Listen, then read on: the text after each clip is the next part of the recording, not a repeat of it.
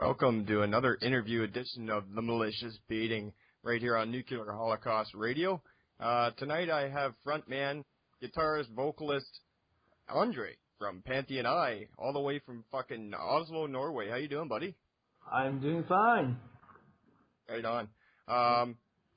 Pantheon I has been around for quite a long time now. They've been around since like 2002. For any of the listeners who don't know who these guys are, check them out. All the members have played in previous bands as well, of course.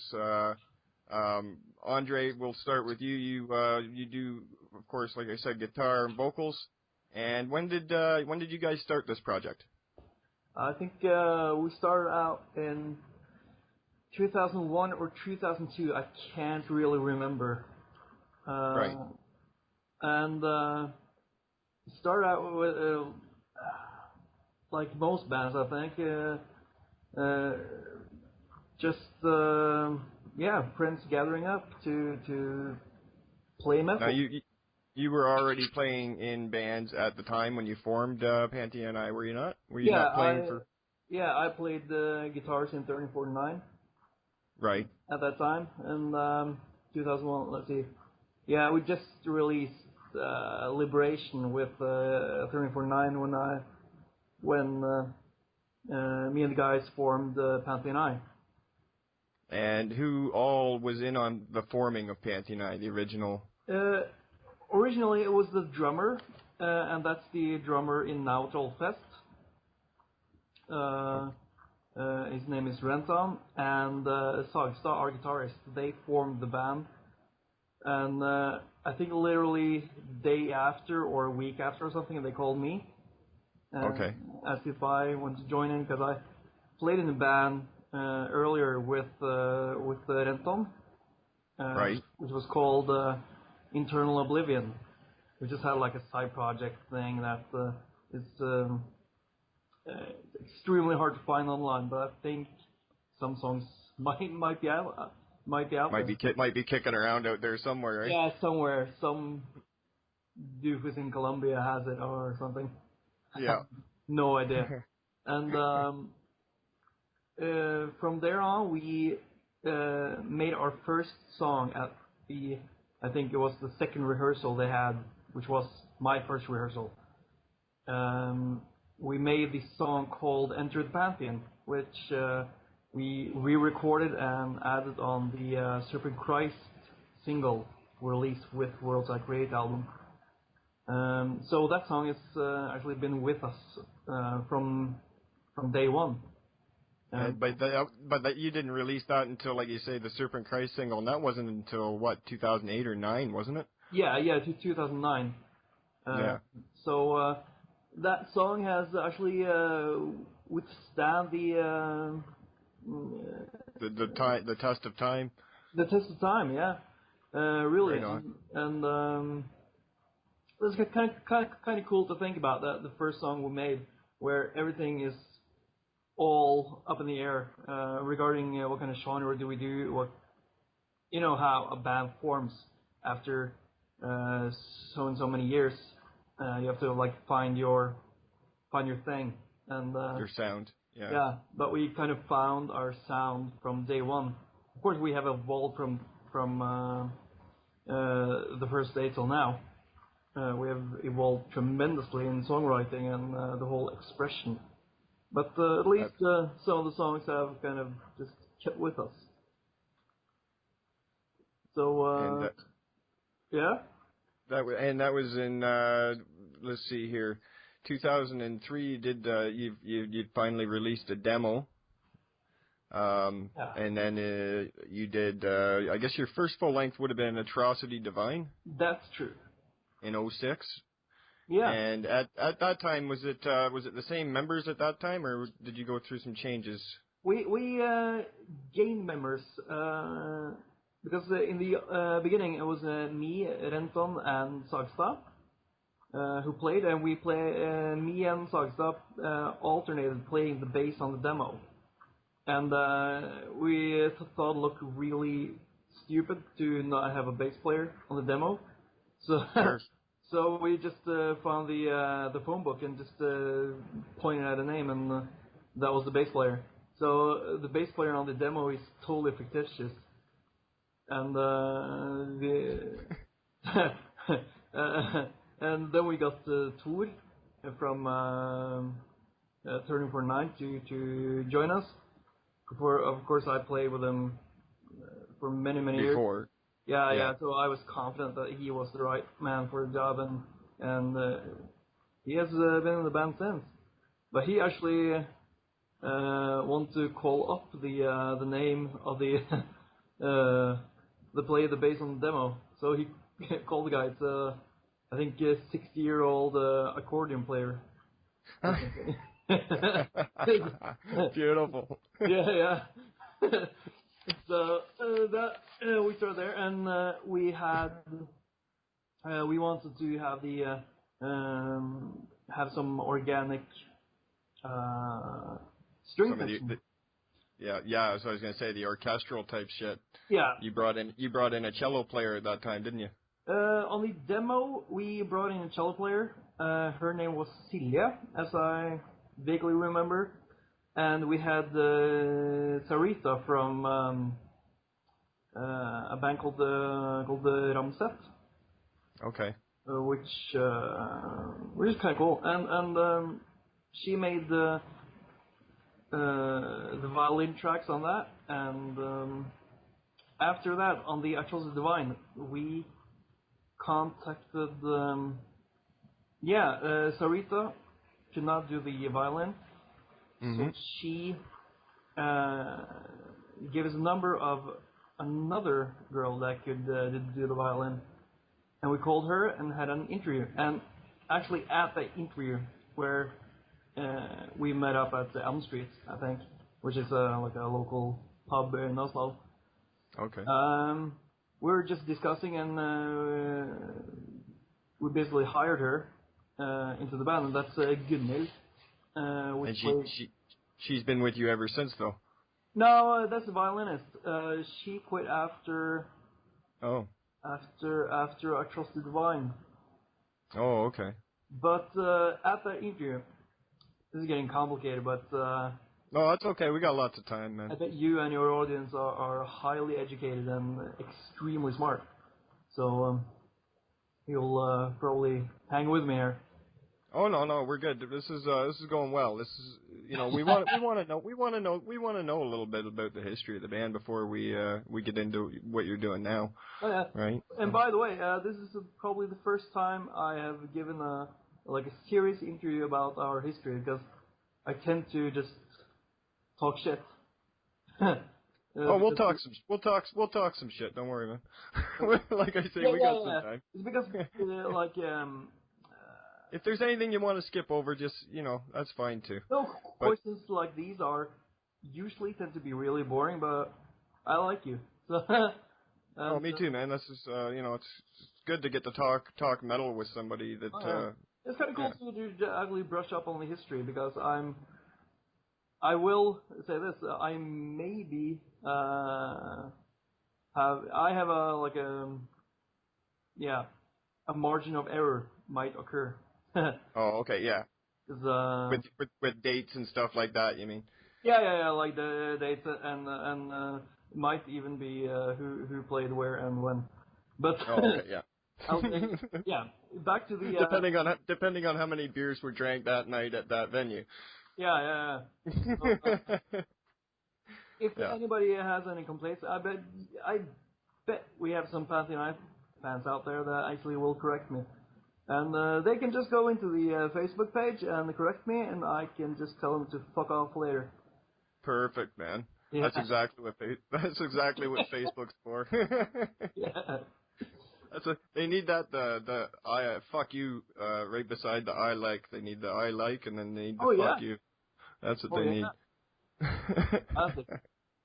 Good plan. So if we getting back into the history of the band, I find that the cello, the strings, when you guys added the strings, a lot of bands that do go to add anything a little bit more symphonic sounding or anything like that, of course, usually is done through synthesizers and keyboards, which sucks, kind of takes it away For me, it does anyways, and it takes away from the experience. And you guys use actual real strings, and I give you a big thumbs up for that, for sure.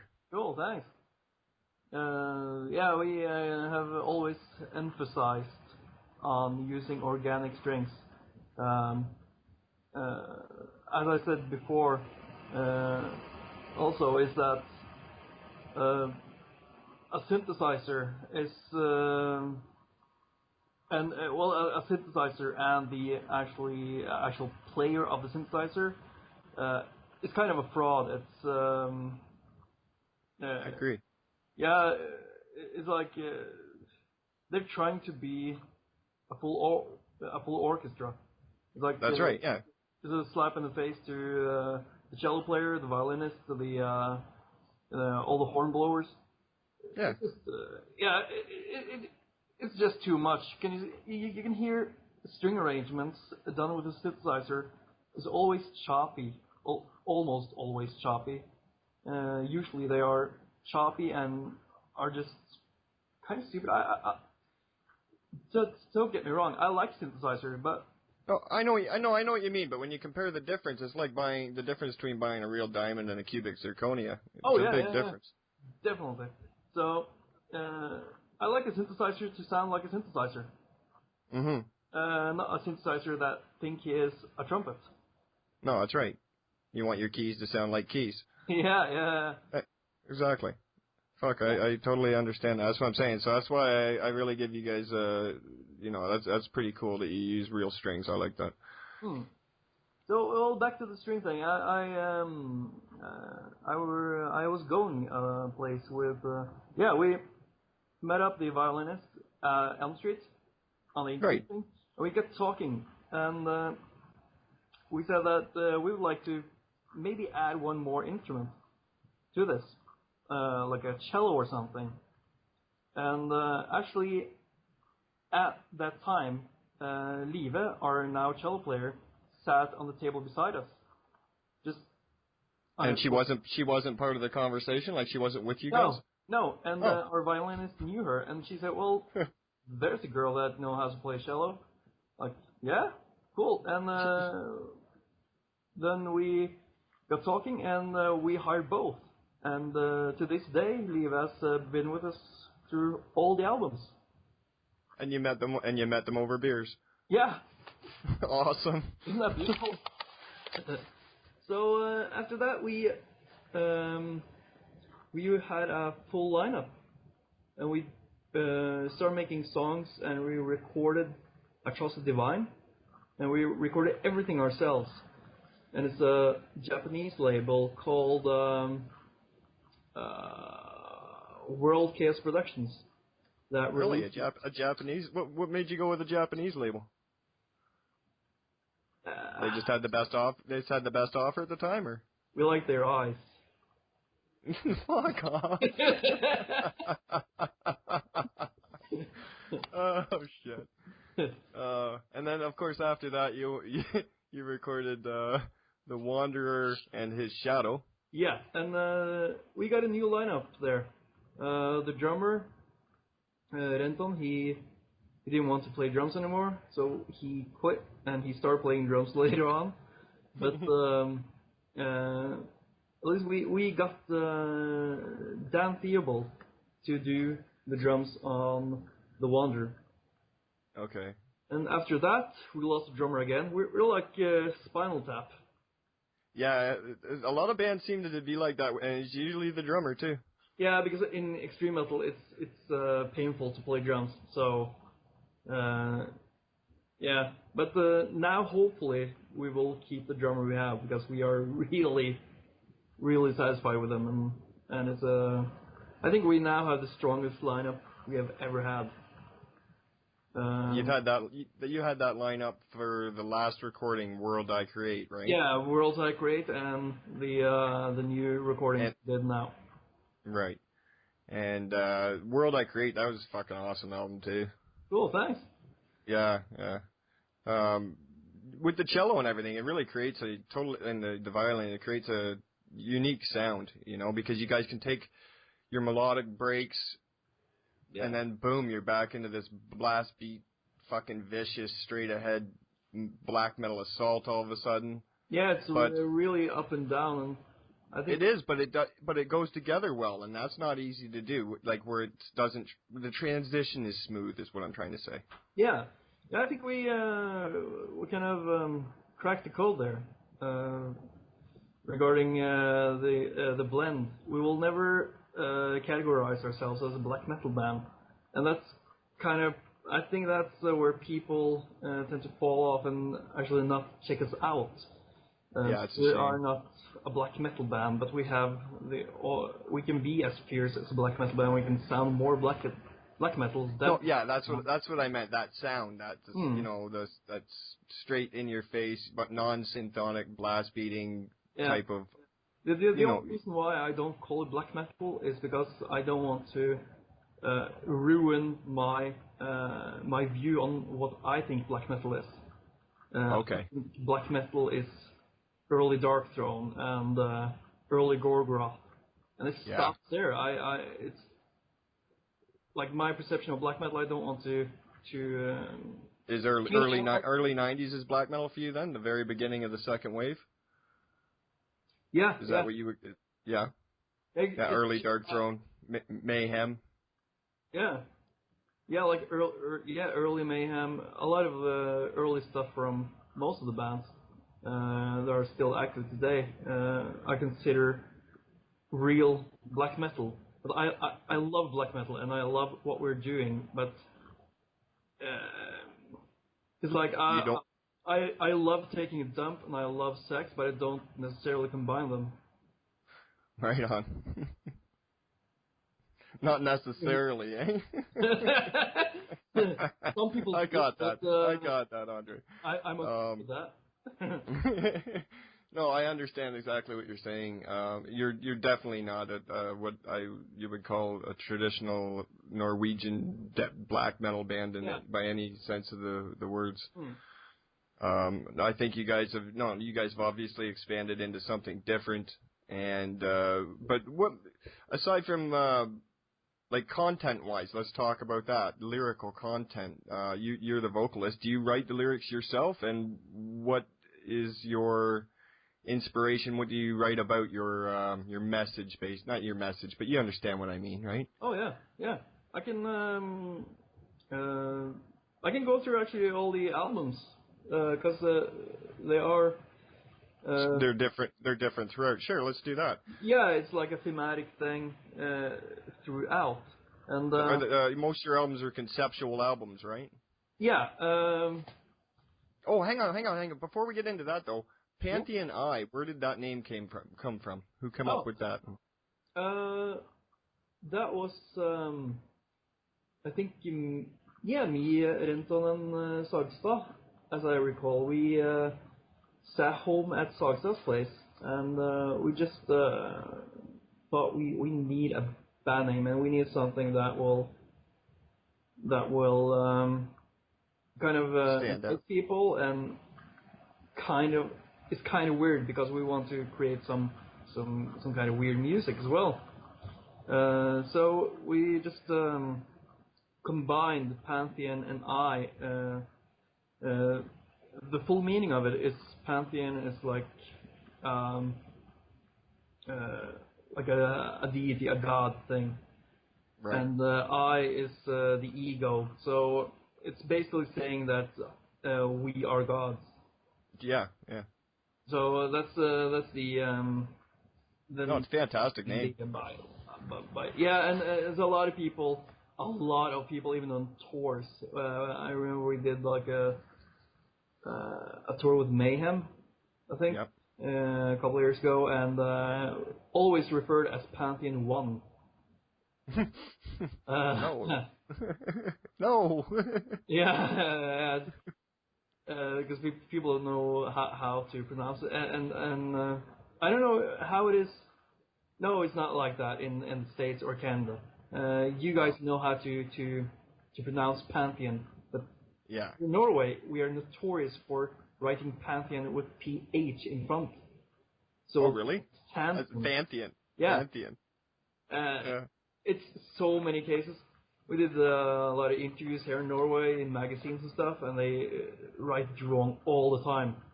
It's just all the time, and sometimes they forget the I, so we're Pantheon, and I believe that's like or just Pantheon.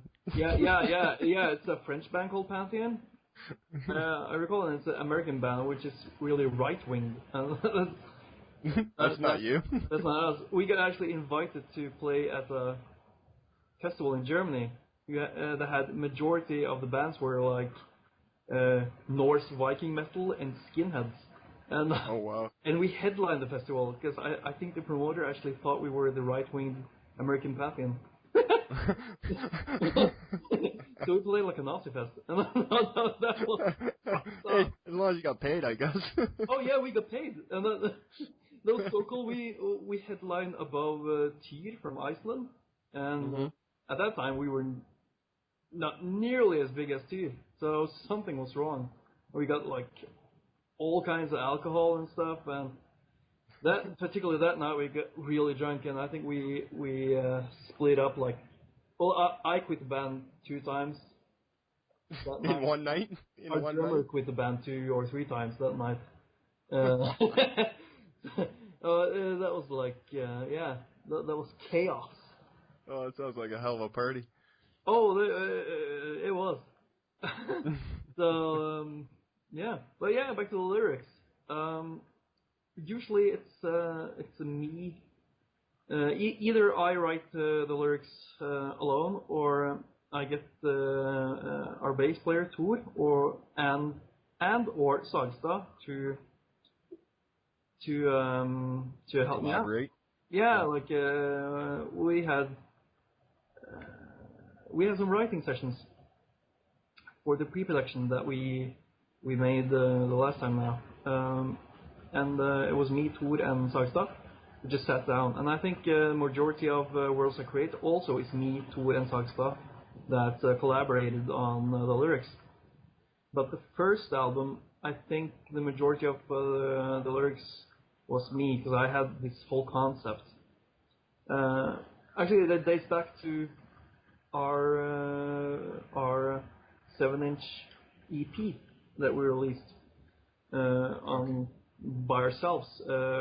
Which had 2 tracks called Transparent and Is This a Prophecy?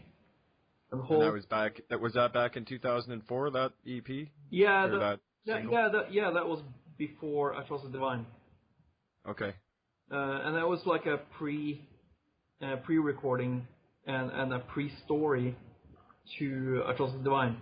The whole concept of I Trust the Divine and the EP is.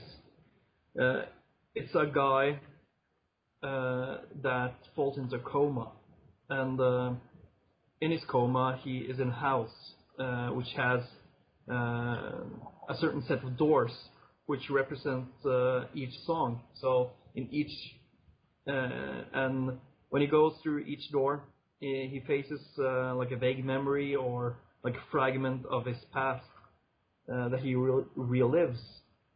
Okay. And that's basically the foundation for A Trust the Divine. It's like a psychological thing. It has nothing to do with religion or anything like that. It's just a pure concept album. Yeah, that's a cool concept too, eh? Yeah, I liked it. It's all about inner thought, all about the psychosis, eh? Yeah. And I was really into that at that time to explore that. And at first, it gave me a lot of freedom to write certain things. But at the end, where we have to like tie up all the loose ends, that's where you kind of hate that you went into concept. Okay, yeah. It happens every time we write stuff. It's to tie up all the loose ends at the end.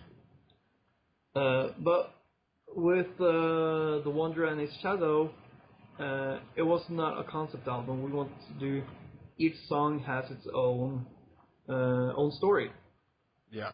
And it's a lot of the lyrics are based upon Nietzsche, which is really cool. And if you buy the album and you rip off the at the CD tray, you can find shitloads of Nietzsche references underneath there, and that's why we asked for a black CD tray, so you can't see it. You have to like explore. We like that. The whole secret thing where you can just like the hidden treasure. Yeah. And now I'm just spelling it out. Yeah. But hey, the listeners will know that they've had the CD sitting on their shelf for 2 years now, and they'll be going and grabbing it now. Yeah. Fuck, I gotta fucking open this, see if they're bullshitting me. Please just rip it out and put it in the CD player and even listen to the album. Yeah, absolutely.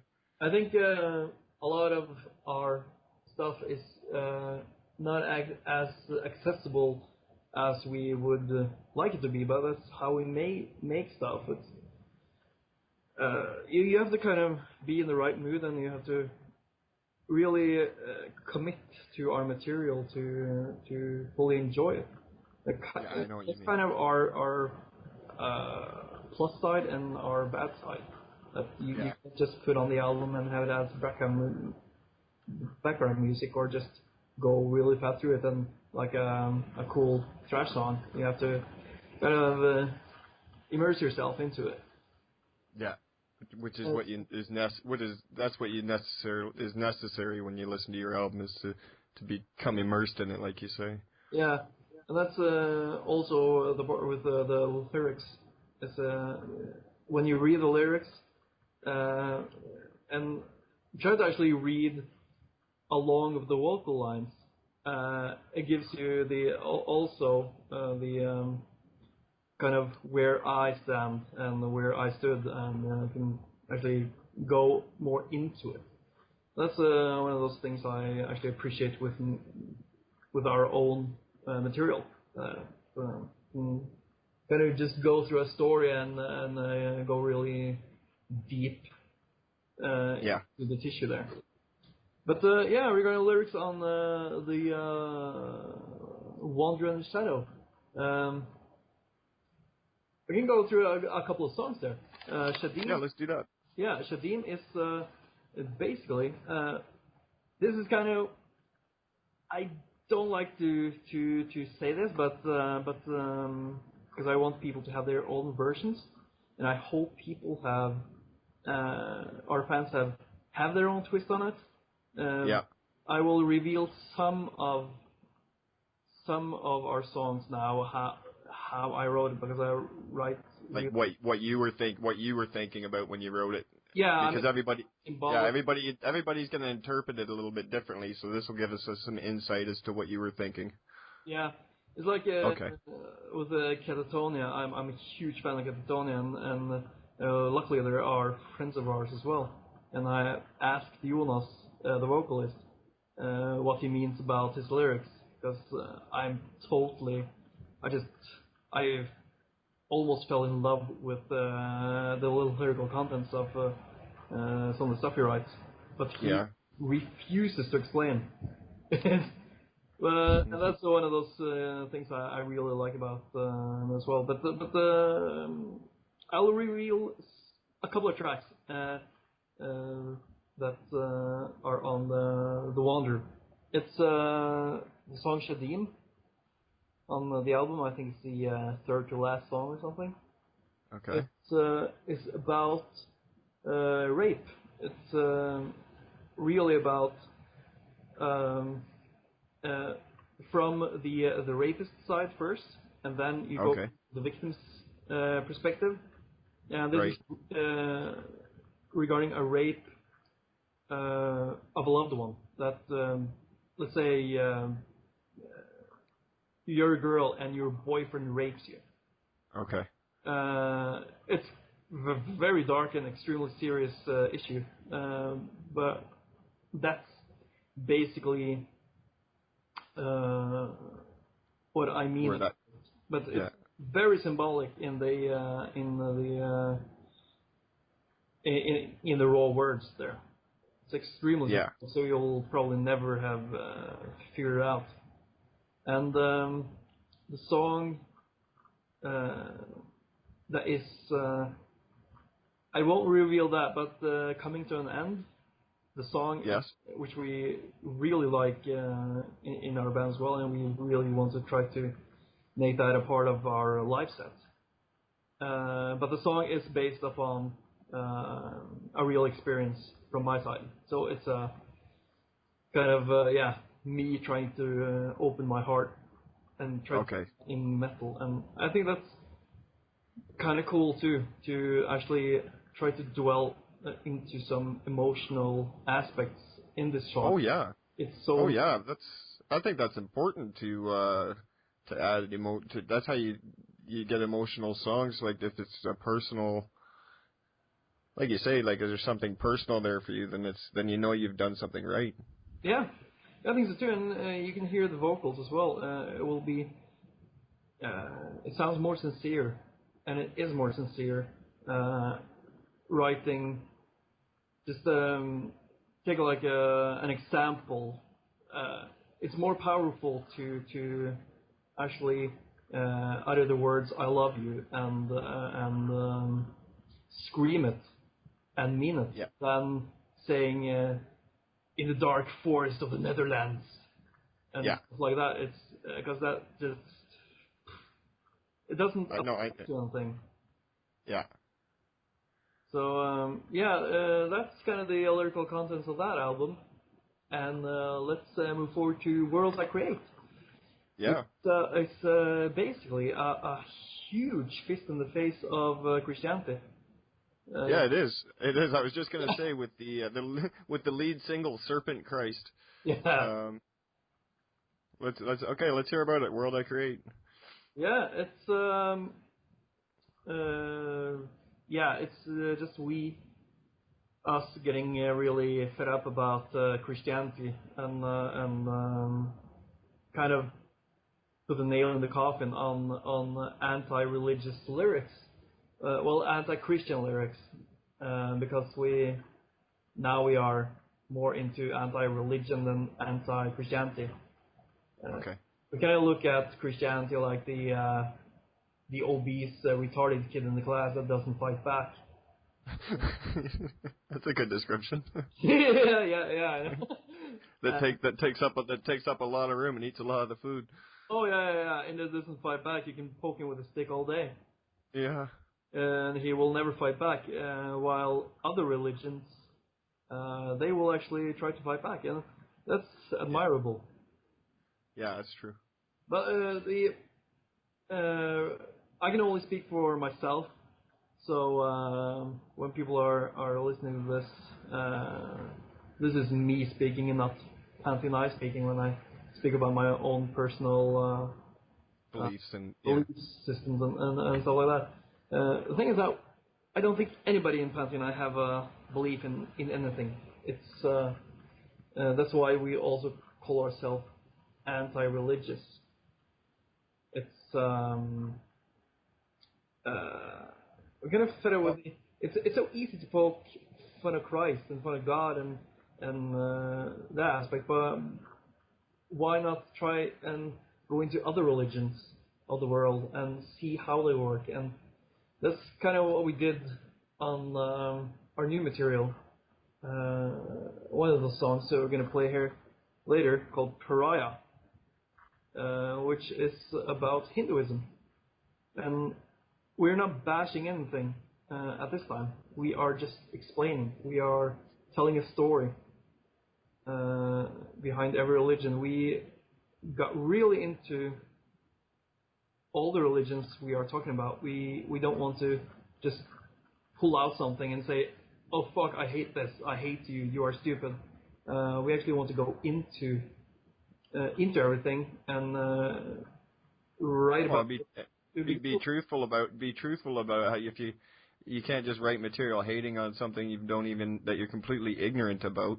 Yeah, it's true. It's very stupid to hate something you don't have even tried to understand.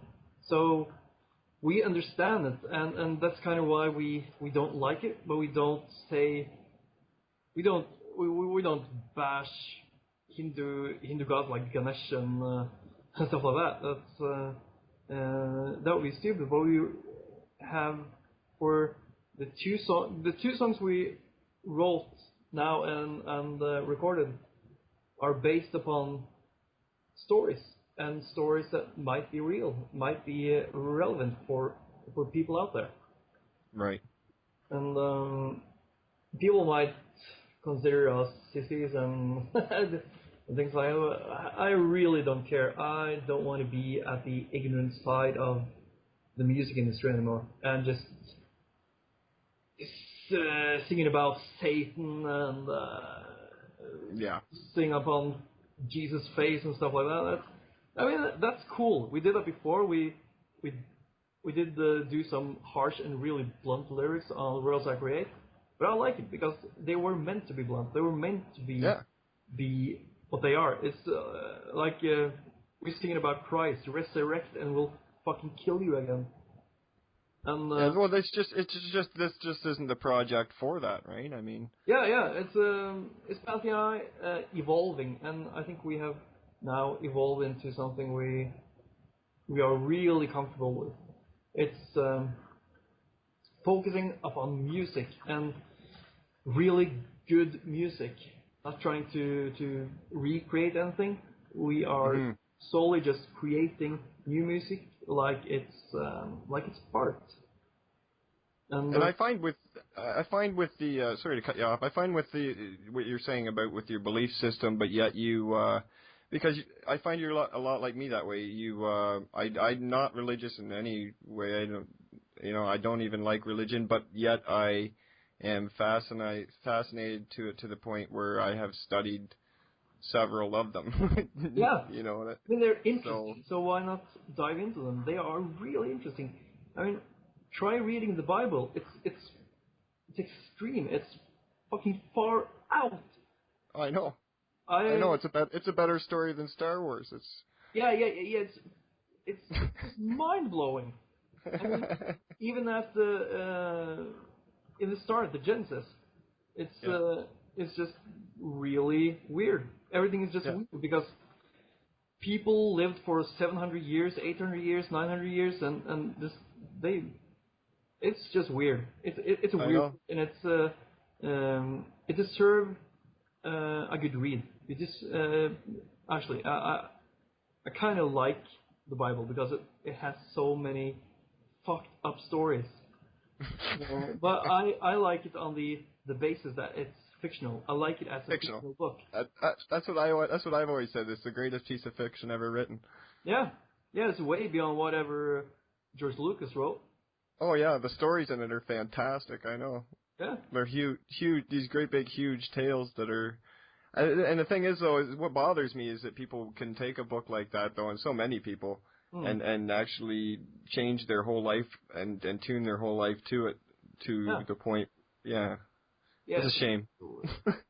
It's weird. It's because other people say that this is reality. This is what happened, and that people are so into it. It bothers me. I know. Oh. And I was actually watching the Whitney Houston funeral thing, and because I like good pop music as well, and and I was just curious to see, okay, what will happen when Whitney Houston dies, and I was sick to my stomach because they talk more about Jesus than Whitney Houston. They talk more about believing God than Whitney Houston, more about Jesus' accomplishments than Whitney Houston's accomplishments. And I think it's fucking retarded when a religion can outshine steals all the credit from the person that actually put the work into it. Steals everything, and it's just a slap in the face of the artist. And I agree. Yeah, it just really, really, really bothered me that they can do such a thing, because she was a tremendous artist, but put like God and Jesus into equation, she got outshined brutally in her own funeral. I know, they just need to put that fucking shit away and let it be about what it's about. Yeah, I can really relate to people writing about, like, can be like Jesus bashers, say, like D-side. They are just blunt. and Glenn Benton is blunt in his lyrics. Oh yeah. I can relate to that when you are around fanatics, because you just want to just scream and just fucking maim them. Yeah. And it's not many days ago I saw a documentary about the Westboro Baptist Church, and that fired me up. Fuck me, I really wanted to just blow up churches, and because they have no respect for human life whatsoever. They are just ignorant, and I just want to at least try to beat some sense into them. Yep. But in the grand scheme of things, I think I will enjoy a good story more than bashing Christianity. Yeah, I know what you mean. In the end of the day, it gives me more. It's kind of an ego thing. I go for what feels best at any given time. So a good story now feels really good. So we are writing about good stories combined with the religious aspect of that. Religion can actually fuck you up. It can fuck up relationships. You have. But with Worlds I Create, that was a different feeling back then in 2009, though, wasn't it? It was. Yeah. Yeah, it was kind of a whole energy between me and Sagstad and the rest of the band, but we tend to be a bit more extreme in our how we are, and it was a feel back then where nobody had really addressed it the way we liked it, so we decided to do it on our own terms. So we just created this album that is totally just a slap in God's face.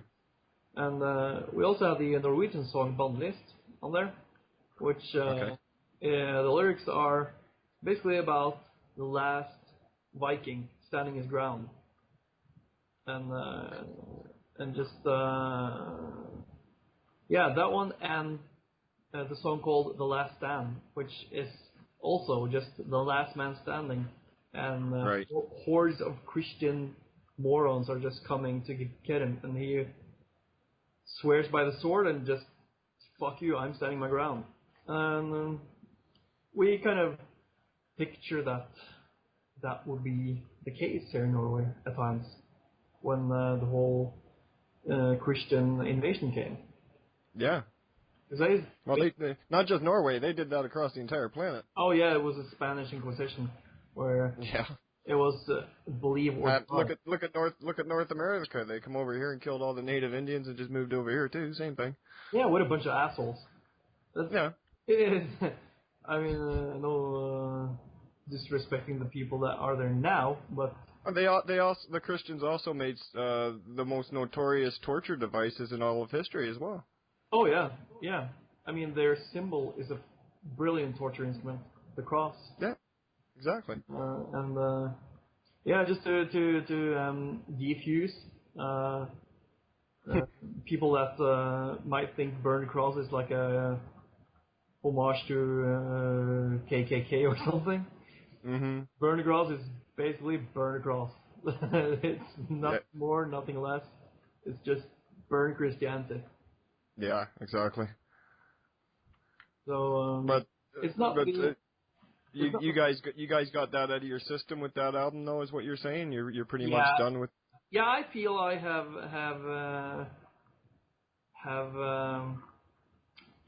drained myself of that kind of bile. Well, once you've said your piece, I guess, if you've. Yeah, it's kind of like that. But still, when we do Serpent Christ live and we have that in our sets doing live shows, we always play Serpent Christ. And when we do that, you gotta play it though. It's a killer fucking track. Yeah, thanks. We do that and Defile the Trinity. Songs like that. We there and then when we play them live, I'm back at where we were when we made the songs. I'm as ferocious and as pissed off at Christianity in that set time we do the song. It's like somebody hits a switch and you get right back into that mode, eh? Yeah, I'm skitzing live. I have so many personalities live, ridiculous. But it's because I go into each and every song fully.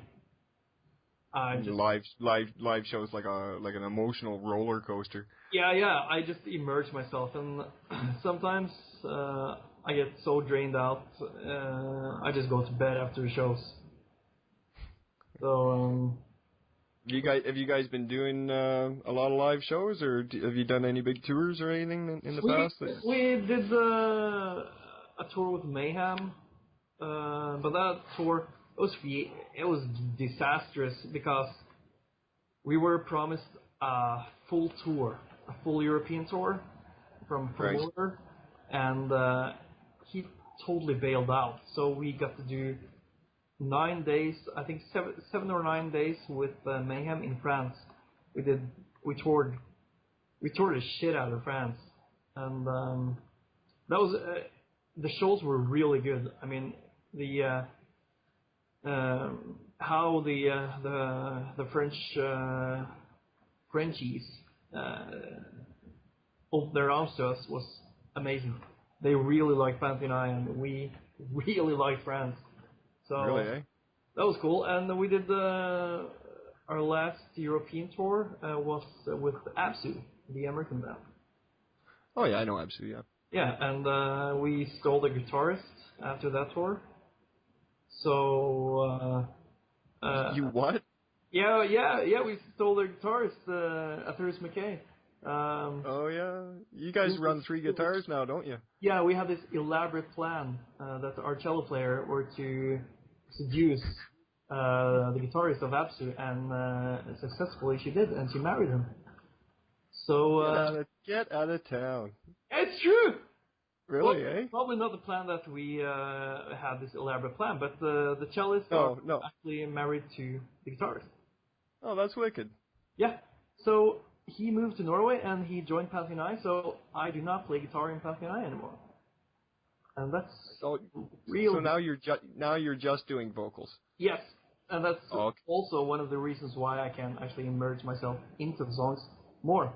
I felt that when I was doing guitars and vocals at the same time, I felt I was kind of pulled in both arms, and not be able to be the guitarist, not be able to be the vocalist. So now I can be 100% the vocalist, and I really, really like that. Yeah. Now you can fully explode on stage as the one role instead of feeling stifled and battling between the two. Yeah, and I can drink more. Yeah, there you go. You don't have to, that's right. Vocalists can always drink the most. Yeah. As long as you're not falling off the stage, you're okay, right? Oh yeah. We did a 2-date thing in Russia, in Moscow, and me and Sagstad and Tor, we came there 4 or 5 hours before the drummer and our cello player got there. We went with separate planes, and when they got to the venue, me and Sagstad and Tor, we had finished off 2 bottles of vodka. Oh. And we were fucked up. And there was a TV station there as well, as I can recall, filming and interviewing us. We did the show though, so but we'd never been that drunk before or after. That was like ridiculous. Yeah, you gotta put limits somewhere, eh? Yeah, and you have to test the limits. So we really tested the limits during that show. Oh, vodka though.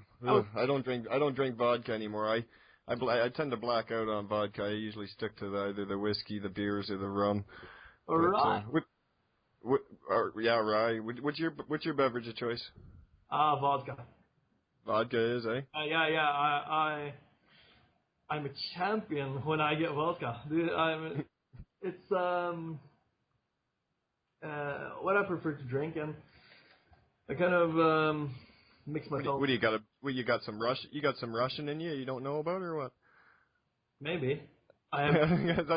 That's all they drink in Russia, isn't it? Vodka. Yes. And I was so stoked when we got to play Russia. Russia and Finland are like they grow up on this stuff. Yeah. And yeah, you must have got some good vodka when you were over there in Russia too. It was excellent. That's kind of probably why we drank the bottles so fast as well. And I was feeling really good. I can recall feeling really, really good backstage. I'm like, yeah, we're gonna feeling really good and saying Nostrovia a whole bunch. Oh yeah, and when I got on stage, after like 2 head spins or something, everything just fell apart. It's because I got my blood going and circulation going, and the alcohol just smacked me in the face. Oh, for sure. So hard. Me and the guitarist, we were like stumbling on stage, but we played through the whole show. You managed to stumble through it anyway. Oh yeah. Right on. Oh, that was a good go. The plus side in Finland, where every time we've been there, we have done 2 tours, I think.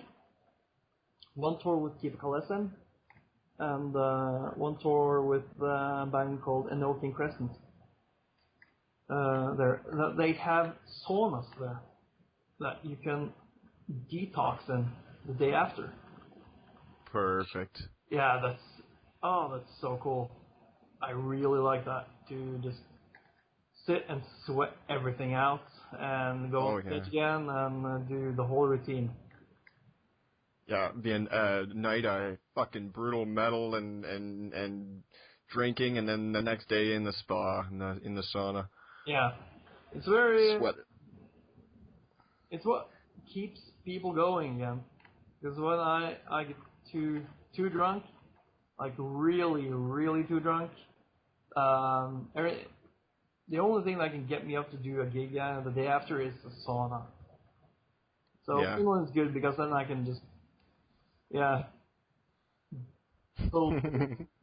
shit-faced. And what, so out of your European tour, where would you say was you said your biggest drink fest was over in Russia, but where would you say the wildest place was that you've been? Like, as far as the crowd goes? The crowd? Yeah. Probably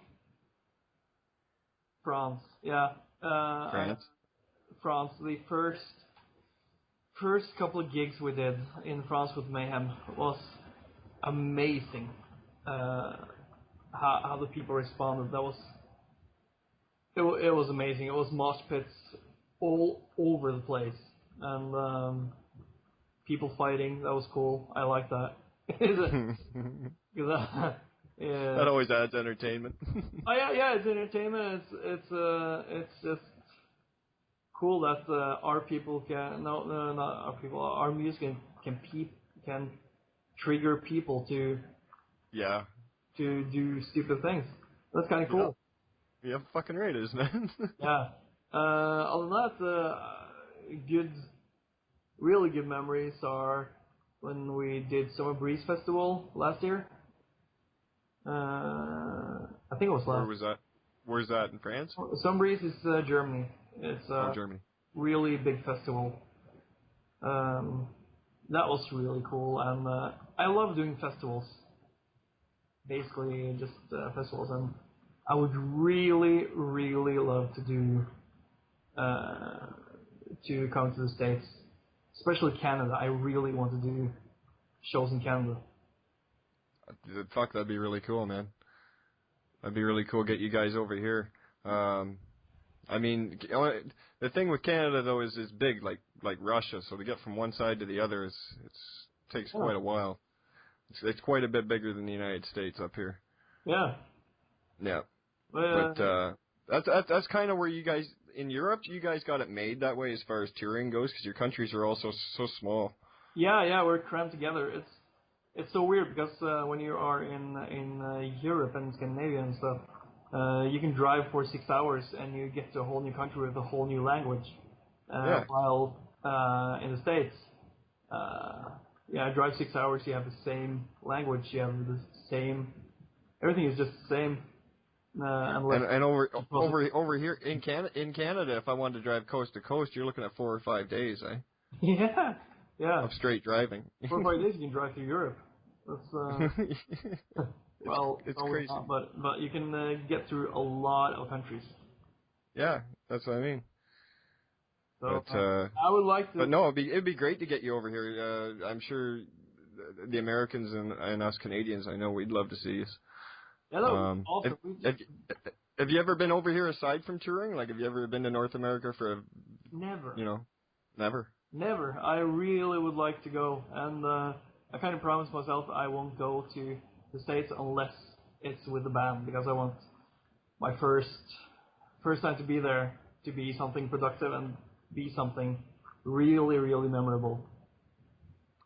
Well, if you do ever hit the States, you make sure you remember that we're not far, man. We're just north of you. It's just the case of actually getting promoters that dependable. Dependable. Want to take a chance to having Pantheon I over in the States, because it's always a gamble, because we have never been there before, and it's always like a gamble to. Yeah, you don't know how well received you're going to be in a country you've never been to. That's true. So yeah. We just need a promoter and a booking agency with balls to actually do it. And I'm confident that we will raise hell and fucking burn crosses all over the place. Well, and another thing is getting the work visas in order and all that bullshit too. And that can always be a bit of a pain. Yeah, it's a lot of bullshit to have to go through, but that's what you need to do. And we definitely need to get you over here. That's for sure. I'm in Toronto. I don't know if you know anything about geography. I'm in Toronto, Canada. So I'm just a few hours north of New York. Oh, that's cool. Yeah. So it's probably I guess it's the biggest city. We got a few big cities up here. Ottawa, Toronto. Yeah. My buddy Pilly out in Vancouver. Shout out to Pilly. Pilly's DJ here on Nuclear Holocaust Radio as well. Right. Friends with Patricia, actually. And our manager. Yeah, your manager. That's a shout out to Patricia. She's really cool. Yeah, she is very cool. I've had the pleasure of doing some work with her and several of her bands, and look forward to doing more in the future. So as far as touring goes, I guess you're not doing a tour or anything right now because you're probably waiting to release this new album, are you not? Yeah, we have recorded 2 tracks now that we pulled from our pre-production that we made. We were supposed to go in and do a full-length album, but we decided to do pre-production first, and then we wanted to record 2 songs just to see what kind of sound we have now with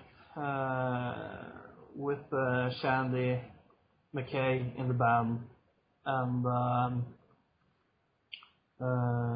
what kind of sound will be, because it's like 2-3 years since Worlds Are Great. What will Pantheon I sound like? Even we didn't know. So we went to the studio and we recorded these 2 tracks.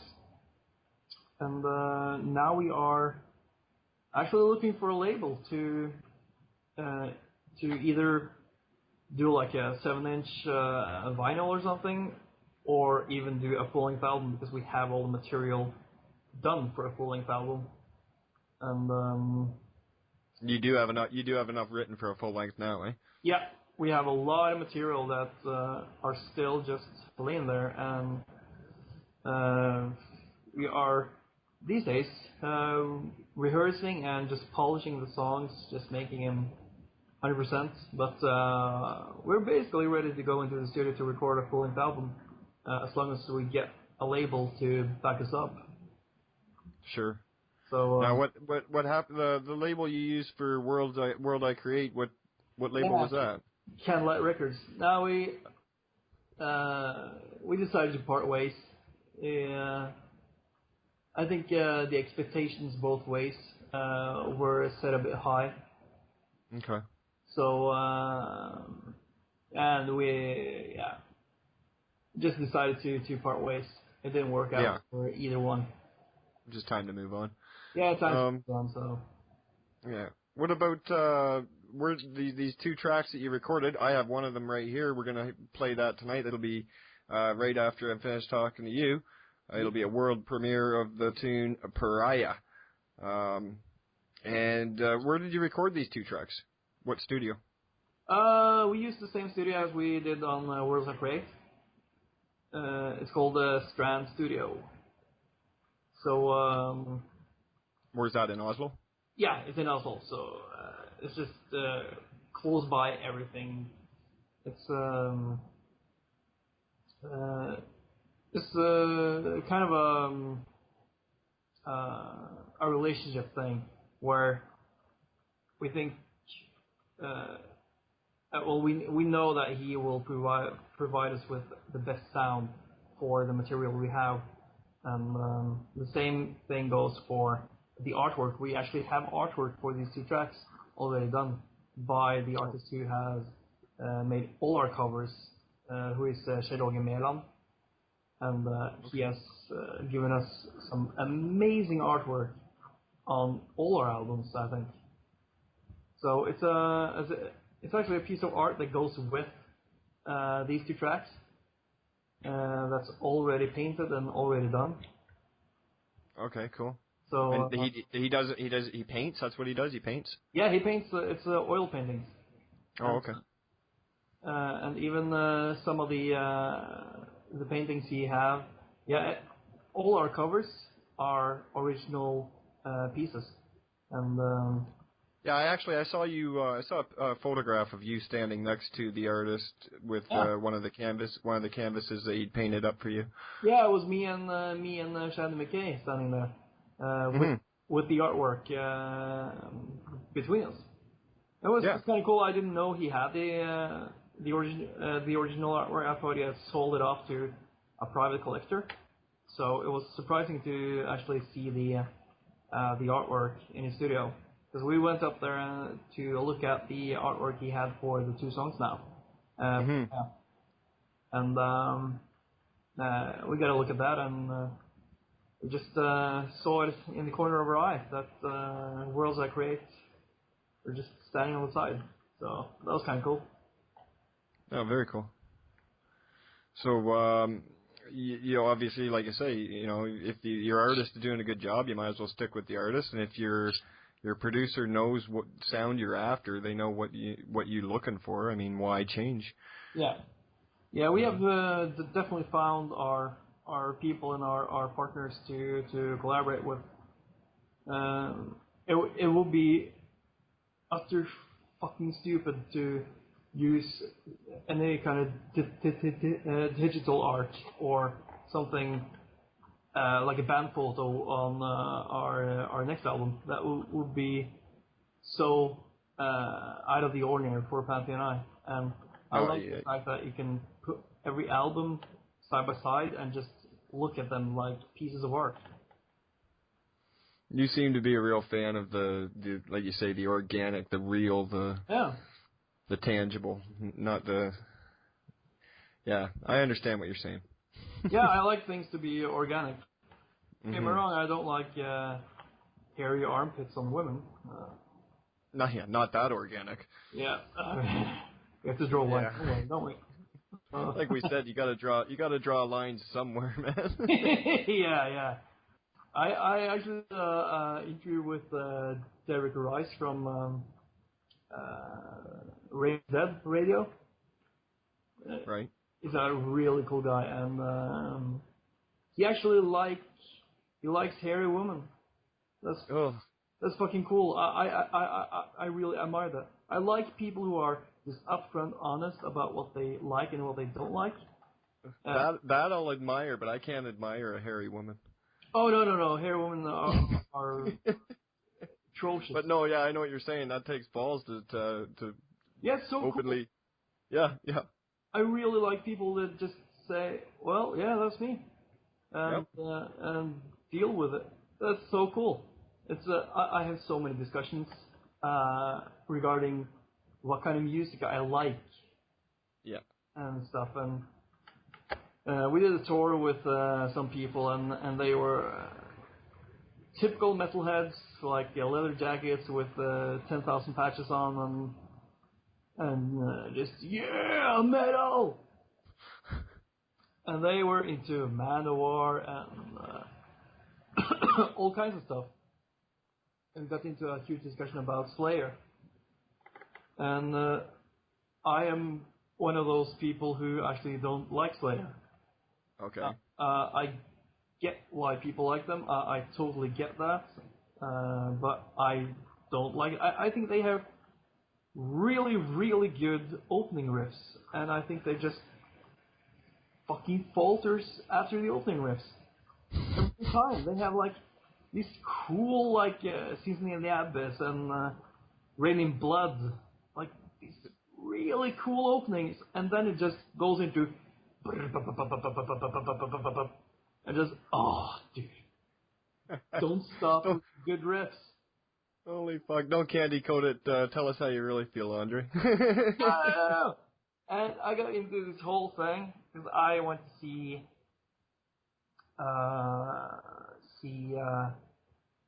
Slayer and Slipknot. Yeah. Same gig, and I love Slipknot. That's one of those things in the metal scene. It's like swearing in the church, as I have learned that I liked Slipknot and not Slayer, and people are like, what?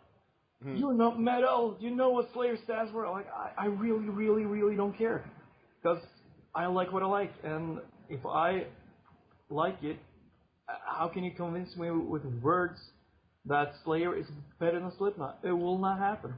So just with it. Yeah. Oh, that's good for you for fucking voicing your opinion, though. Yeah.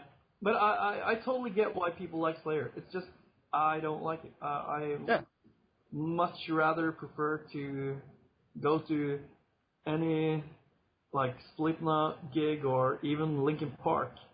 But hey, believe it or not, I've seen both of those bands. Have you? Oh yeah. I've seen Slipknot. I haven't seen Linkin Park, and I'm not embarrassed to say I fucking like Linkin Park. I think I've seen them. I went and saw them. I think it was Static X, and I forget who else. Oh, that's cool too. I like Static X. Yeah. I've seen all the. I mean, I listen to all kinds of, not just metal either. I listen to all kinds of music. I mean, everything. I've seen bands from Ministry right down to, oh shit, all kinds of stuff. I tend to lean to the heavier side of music, but the darker side too. Yeah, but it's like you have to go into it without having any preferences as to what metal should be like. When I go to Linkin Park, I basically go to a pop concert because I think they have really good, catchy songs, which are usually pop related. And that's right. I think Linkin Park is a great pop rock band, but it has nothing to do with black metal or anything like that. So I have to take that out of the equation. I can never go to a gig where you had Darkthrone play and Linkin Park play. That would be just totally wrong for me. Yeah, I know what you mean. Because they are two separate worlds, but I'm not so narrow-minded that I will only listen to what I consider to be metal. So that's right. It doesn't mean you want your fucking music mashed together. It just means that you like different types of music. Yeah. So when I say that I rather prefer Linkin Park than Slayer, it's because I would rather listen to a good pop rock band than what I consider to be a subpar standard heavy metal band. That is Slayer. Right on. But I'm not like Slayer. I'm not dissing Slayer like saying it's shit because it's not shit. It's the reason why. No, I just love how you threw that in there though. It's perfect. yeah, it's like it's Oh shit. So, well, speaking of other musics, what else do you like? Like you say, you like Linkin Park and Static X and shit like that. Or what else do you listen to? Anything else? Or my favorite artist of all time, I think, probably is Metallica, because they are the reason. Kirk Hammett is the sole reason why I started playing guitar, and I think my main two bands I can't select one above the other. yeah. It's Metallica and Nirvana. Who? Nirvana? Yeah, Nirvana. So. Oh yeah. I'm basically like a metal grunge guy. So. Okay. If you give me anything from the grunge era of '90s, like early Pearl Jam and Soundgarden. Yeah. Anything like that, I'm sold. And Stone Temple Pilots, Alice in Chains. All the old stuff. I agree with you. All the old good. stuff. It's so extremely good. Yeah. But like new artists, what I really am into nowadays is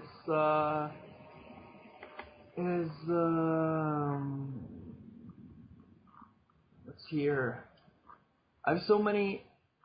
You're looking through Are you looking through a playlist right now? No, I'm actually staring at my collection of Star Wars CDs? bobbleheads. Oh, okay. Yeah. But hold on for a second. Sure. I'm gonna just go over to my CD rack and see. Oh, let's see here. Oh yeah. By far, my favorite artist nowadays is Katy Perry. Now you're being sarcastic. No, I'm serious, dude. Have you? You're being straight up about that? Oh yeah. Oh okay. Oh yeah, by far. But I'm more into the. I haven't heard her latest album, but the album called "What Kind of the Boys" is fucking tremendously good. Far be it for me to judge you, man. I have never really listened to any Katy Perry. Oh no? No. I really like her. I think she has some of the best written pop songs almost ever. I can't say ever because one song in particular, I really like Adele. Yeah. But I only like one song of her, but I think that song almost outshines everything written on the face of the earth, and it's "Set Fire to the Rain." Oh yeah. I think she's got a voice that can make your skin crawl, eh? Yeah, fuck me, it's so good. Yeah, it's like she's got this haunting voice that just goes right down your spine. Yeah, I mean, it's the lyrics for "Setting Fire to the Rain" can easily be translated to some black metal thing. Yeah. And the power of the song, for some reason, it just gave me chills like I never had before. It was just amazing to hear that song. And that's one of those things I actually see in Katy Perry as well. So some of these songs, which are not as popular as her very upbeat pop songs, it's her ballads. I'm a sucker for a good emotional ballad. Mm-hmm. That's not cheesy. I mean, I have to say that if it's cheesy, I will like it. But I like these really, really sincere good ballads. They are really, really talking to me. Yeah. The one, like we say, when an artist puts something personal into a song, yeah, it kind of comes out. It shows. And yeah, I'm not talking like extreme more than words and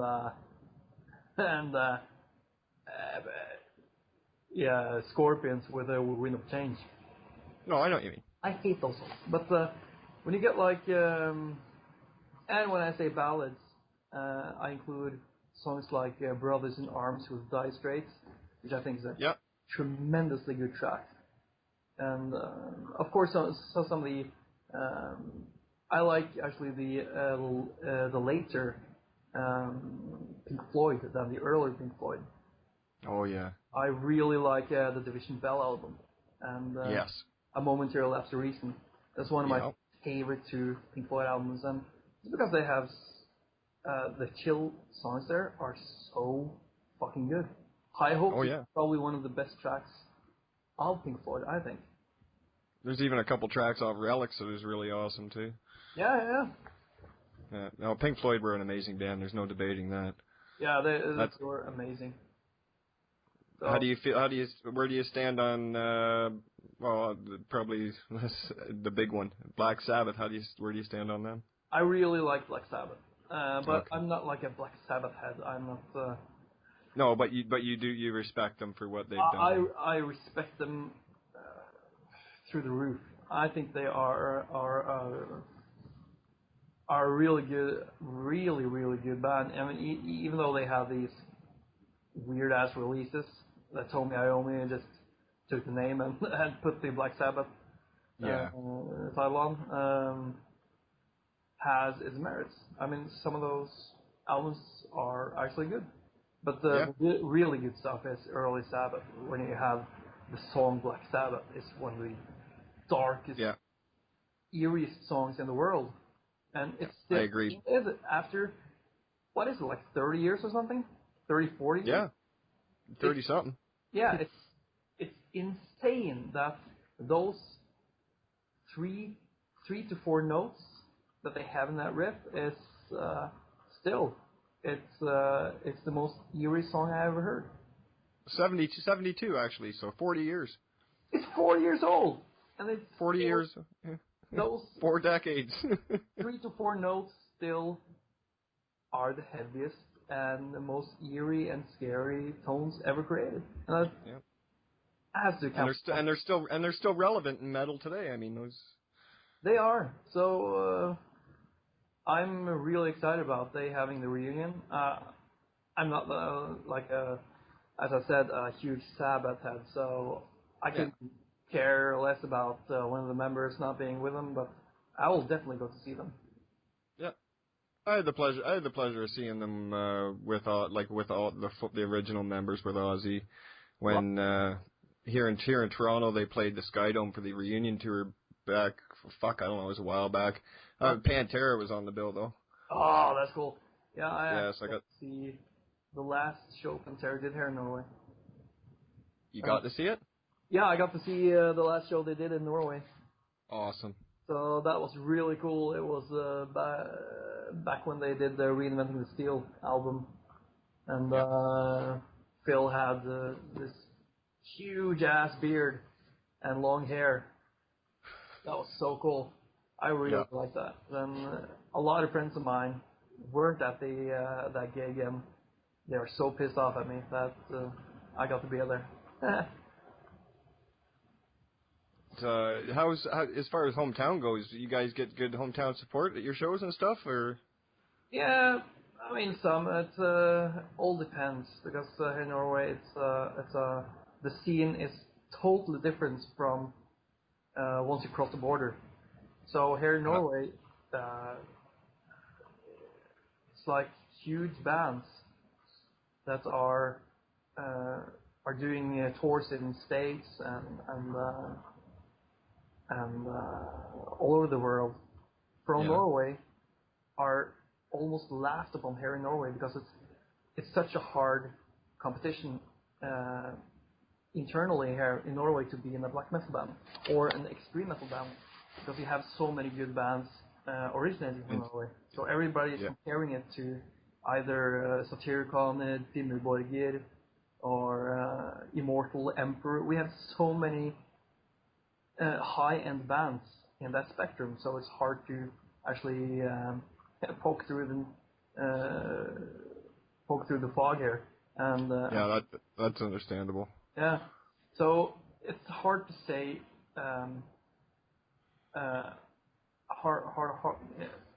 Hard to be a successful band here in Norway and play the music genre we do. So the support we get here are it's okay, but it's not by far what we get once we cross the border.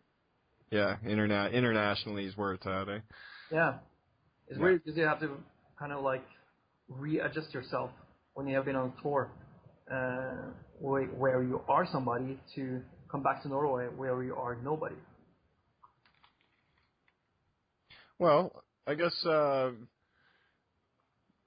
guess right now, you're waiting to find a label for this new album. Then you'll lay that down, and then maybe you'll hopefully can get you over here to North America and set up some shows in Canada and the States, and that'd be kick-ass. So what's the main attraction in Canada if you're gonna sell? Why, as far as cities, what cities you mean? What should we see? Oh, what to see? Fuck, there's not, let's see, out west you just got mountains, so it's pretty much like back home, I guess. Mountains, yeah. Here, I'm in the Great Lakes area, like I say, just up past all the lakes north of New York. Here it's just a big city, millions of people, got the CN Tower, shit like that, just mostly just city stuff. Or definitely, if you go to Kvebek, you want to hit old Kvebek City. All right. That's gorgeous there. A lot of history. Yeah. Montreal is where you're gonna go for the night spots. If you ever come over to Canada to play, you'll definitely hit Montreal because that's the metal capital of Canada, right. And that's where you're gonna fucking party. All right. Montreal. Oh yeah. Do you have any famous porn stars living in your area? Not in the immediate area. No. It's kind of a drawback. I would like to see a famous porn star. It's one of my projects here in life to meet and greet as many porn stars as I can. Well, you gotta have goals. To this date, I have greeted none. So, if I get to start in Canada, are there any huge porn stars in Canada? The Canadian stars? You know what? I'm sure. Oh yeah, I'm sure there's several. Yeah. Yeah. When you work your way over here, I'll look into it for you, buddy. Oh, dude. Well, also one of my talking about porn and beautiful women. One other artist I actually like who is Canadian is Avril Lavigne. Oh yeah. And I don't know why I got that from discussing porn stars, but it's funny how one thing can lead to the next. I know she would have a tremendously good career doing porn. I think so. Oh yes. Oh yeah, I'd want to watch that. Most definitely. I would watch it. Speaking of Canadian bands, do you know any Canadian metal bands at all, or? Yeah, Bryan Adams. Bryan Adams. Yeah. How about heavy metal? You know any metal up here? Heavy metal. Canadian. Not really, eh? Isn't Anvil from Canada? Yeah, absolutely. They're from right. They're pretty much my neighbors. Cool. Yeah. So I could meet them. That's cool. Yeah. They're right here in Toronto. I died laughing and crying when I saw their documentary. It was a great documentary, eh?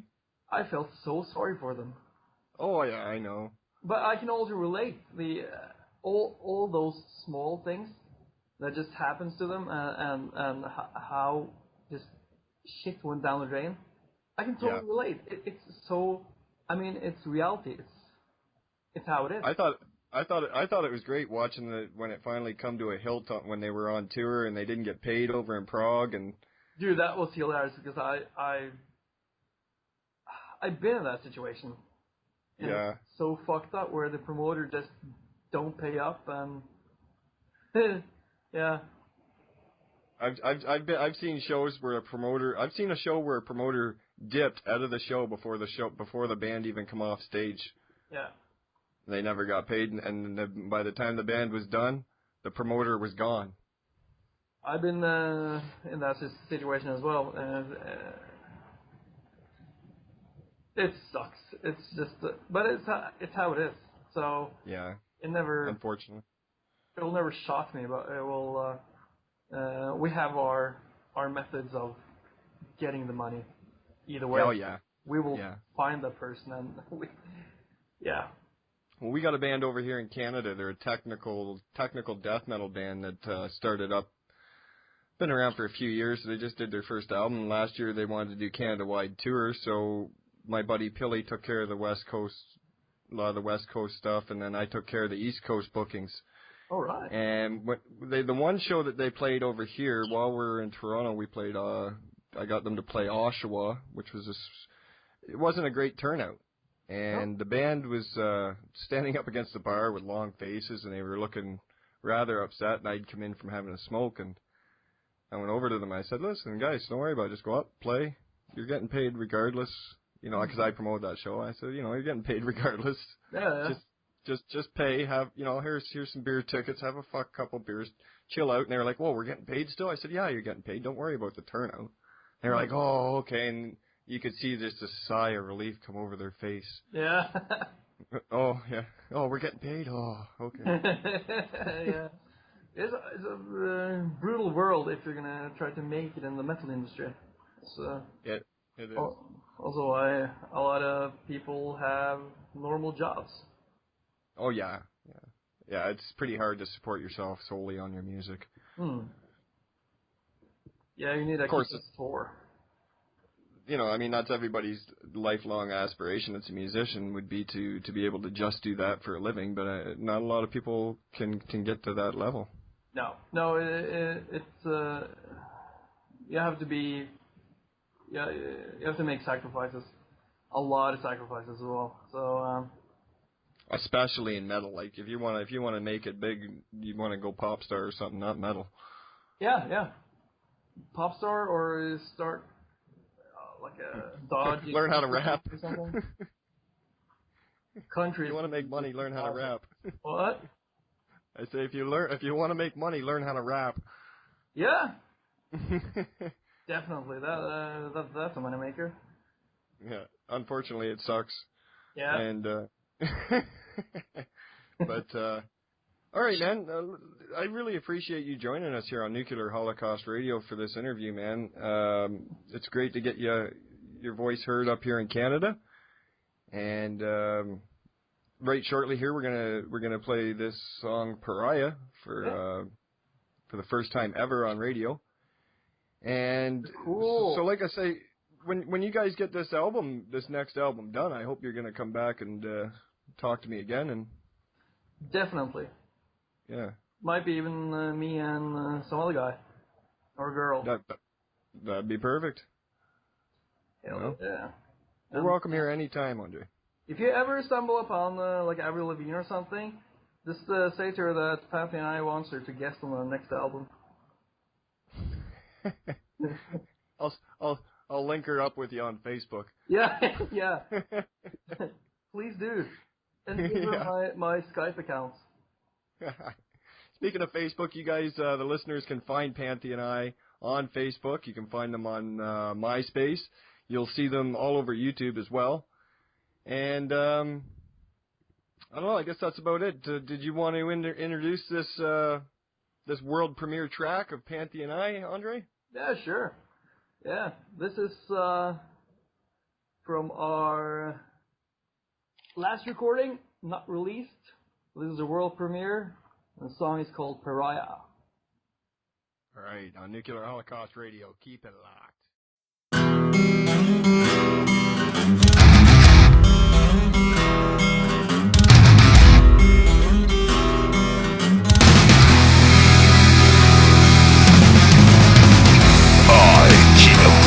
In accordance with bend laws, strip you of caste and kin, wallow in the filth amongst the levers. To me you are dead, daughter. Begone!